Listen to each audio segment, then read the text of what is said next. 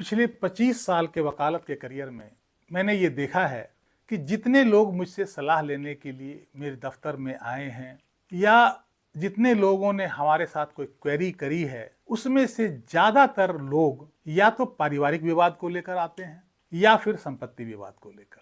पारिवारिक विवाद में पति पत्नी के झगड़े, सास बहू के झगड़े और अन्य तरह की बातें, भाई भाई में झगड़े, और संपत्ति के विवाद में जो मेरे पास हमेशा सलाह लेने लोग आते हैं या क्वेरी आती है कि इस प्रॉपर्टी में हमारा क्या हिस्सेदारी है, ये प्रॉपर्टी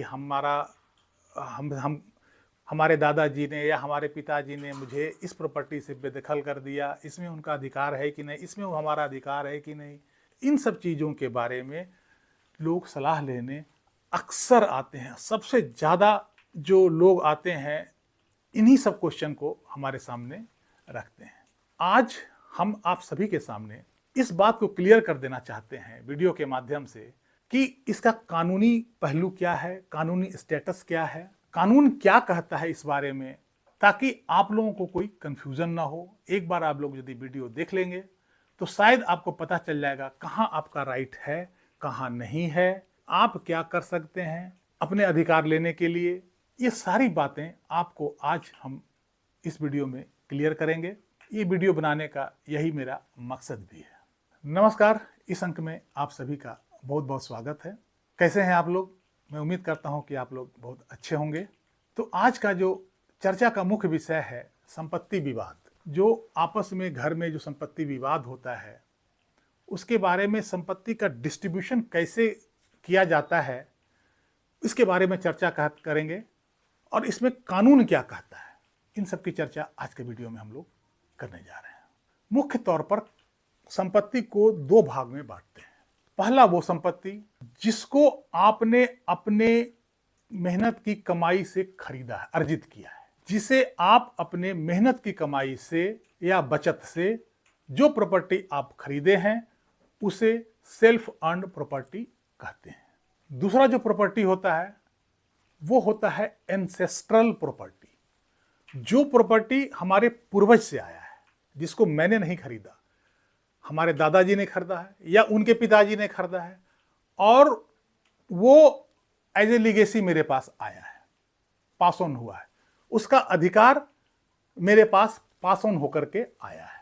तो ये दो तरह के प्रॉपर्टी है। दोनों तरह के प्रॉपर्टी में अलग अलग हिस्सेदारी होती है। दोनों तरह के प्रॉपर्टियों का जो बंटवारा है उसके लिए लॉ अलग अलग है। ध्यान से सुनिएगा इस वीडियो को। वीडियो थोड़ा लंबा भी होने वाला है और वीडियो को पूरा देखिएगा ताकि आपको इस विवाद के बारे में क्लैरिटी पता चल जाएगा।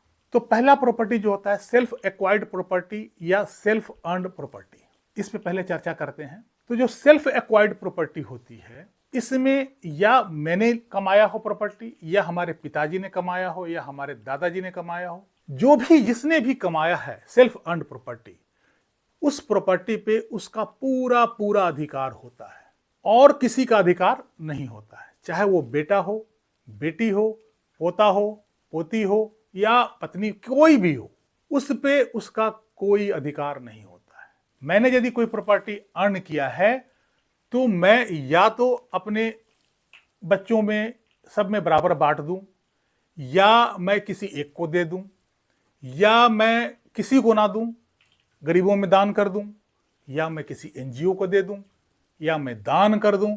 ये पूरा पूरा कंट्रोल उस प्रॉपर्टी पे मेरा होगा या जो व्यक्ति उसे अर्न किया है उसका होगा। इसमें कोई चैलेंज का कोई गुंजाइश नहीं है। वो अपनी प्रॉपर्टी फेंक दे, सड़ा दे, गला दे, किसी को दे या सब में बराबर बांट दे, इससे दूसरे को कोई मतलब नहीं होना चाहिए।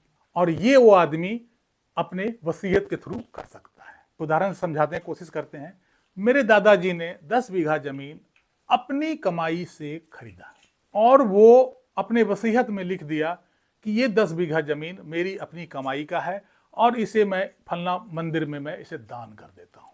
तो उनके बच्चों को या फिर उनके पोतों पोतियों को कोई अधिकार नहीं है उस प्रॉपर्टी में 1 रुपया भी लेने का। तो जो सेल्फ अर्न्ड प्रॉपर्टी होती है उसमें किसी और का कोई अधिकार नहीं होता है, केवल और केवल उसका अपना अधिकार होता है। अब दूसरी बात इसमें यह है कि यदि ऐसा व्यक्ति जो कि सेल्फ अर्न प्रॉपर्टी तो कमाया है, लेकिन अचानक उसकी मृत्यु हो गई और उसने ऐसा कोई वसीयत लिखा ही नहीं कि ये प्रॉपर्टी किसको जानी है, तब क्या होगा? ऐसे केस में उसके 3 उत्तराधिकारी होते हैं। यदि उसकी पत्नी जीवित है तो उसकी पत्नी, उसका बेटा और उसकी बेटी, और तीनों को ये इक्वली डिस्ट्रीब्यूट हो जाता है। इसमें और किसी का अधिकार नहीं होता है।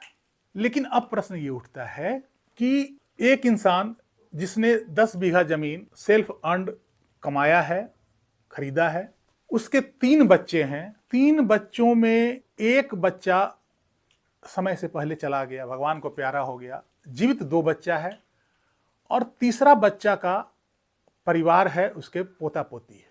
तब उस केस में प्रॉपर्टी का 3 हिस्सा होगा, 2 हिस्सा उसके 2 बेटे जीवित हैं उसके नाम पे, और तीसरा बेटा का जो हिस्सा होगा उसके पोते पोतियों को जाएगा।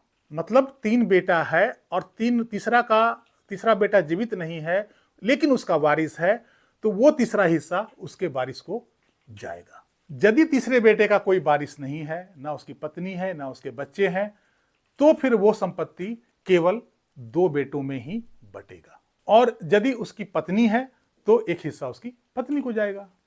तो ये हो रहा केस जहां पे कोई व्यक्ति अपना सेल्फ अर्न्ड प्रॉपर्टी का वसीयत नहीं लिखता है और गुजर जाता है या मर जाता है। ऐसे केस में इस तरह से प्रॉपर्टी का डिस्ट्रीब्यूशन होता है। मैं नटसेल में ये बताऊं कि जो सेल्फ अर्न्ड प्रॉपर्टी होती है उस पर डायरेक्ट पोता पोती या अगले जनरेशन का कोई अधिकार डायरेक्ट नहीं होता है। केवल 3 व्यक्ति का अधिकार होता है, उस व्यक्ति की पत्नी का यदि जीवित है तो, और जितने बच्चे हैं उनके बच्चे, उनके जितने बच्चे हैं उनमें ये प्रॉपर्टी इक्वली डिस्ट्रीब्यूट होगा। यदि कोई बच्चा, उनका बेटा या बेटी इस दुनिया में नहीं है और उसका परिवार है, उसका अगला जनरेशन है, तो उस बेटे के हिस्से का जो संपत्ति है उस बेटे के परिवार के पास जाएगा, और यदि उसका कोई वारिस नहीं है उस बेटे की तरफ से, तो बाकी जो बचे हुए हैं उनमें ही ये प्रॉपर्टी बराबर रूप से डिस्ट्रीब्यूट होगा। मुझे लगता है कि बात अब समझ में आ गई होगी। ऐसे केसेस में पोता पोती का डायरेक्ट उस संपत्ति पर अधिकार नहीं होता है। वो अपने पिता का जो हिस्सा मिला है उसमें से वो उसको आगे हिस्सा मिल सकता है, लेकिन वो डायरेक्ट अपने दादा से हिस्से का डिमांड नहीं कर सकता है। वो अपने पिता को जो हिस्सा मिला है उसमें से वो हिस्सा भले ले सकता है।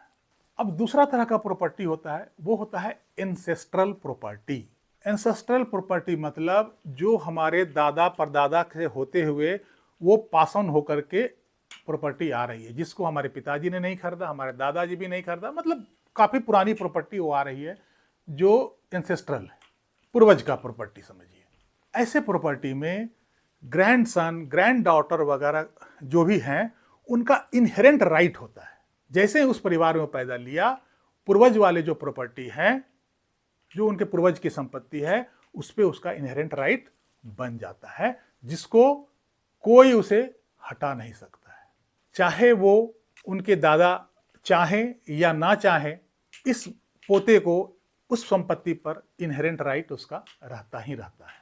मतलब कि जो पूर्वज का संपत्ति है, जो पूर्वजों का, हमारे पूर्वजों का संपत्ति है, उन संपत्ति में दादा, पोता, ग्रैंडसन, ग्रैंड ग्रैंडसन का अधिकार, इनहेरेंट राइट सदा से बना रहता है, और उसे दादा, उसके पिताजी या कोई भी परिवार उसको चाह करके भी उस संपत्ति से उसे अलग नहीं कर सकते हैं। उसका जो राइट है वो उसका इनहेरेंट राइट है। लेकिन जब तक उनके दादाजी, पिताजी वगैरह जिंदा हैं, तब तक वो पोता जो है या अगला जनरेशन का जो बंदा है वो उस प्रॉपर्टी पर पार्टीशन क्लेम नहीं कर सकता है। वो नहीं कह सकता है कि चलो मेरा ये अधिकार है, मेरा ये प्रॉपर्टी को बांट दो। ऐसा पार्टीशन क्लेम वो नहीं कर सकता है जब तक उसके पिताजी या दादाजी में कोई सभी जिंदा हो। लेकिन उसका राइट, इनहेरेंट राइट उस प्रॉपर्टी पर हमेशा बना रहेगा। इसे कोई भी उससे जुदा नहीं कर सकता है। तो मुझे उम्मीद है कि यहाँ के संपत्ति के बारे में कानून क्या कहता है वो आपको समझ में आ गया होगा, और मोटे तौर पर संपत्ति का बंटवारा इसी तरह से यहाँ किया जाता है या होता है। हमारे देश का कानून यही कहता है और यही लीगेसी कानून के हिसाब से चलता आ रहा है। तो इस अंक में बस यहीं तक। कैसा लगा ये जानकारी कमेंट बॉक्स में जरूर लिखिएगा। वीडियो को लाइक कीजिएगा, चैनल को सब्सक्राइब कर लीजिएगा। मिलते हैं अगले अंक में, तब तक के लिए जय हिंद, जय भारत।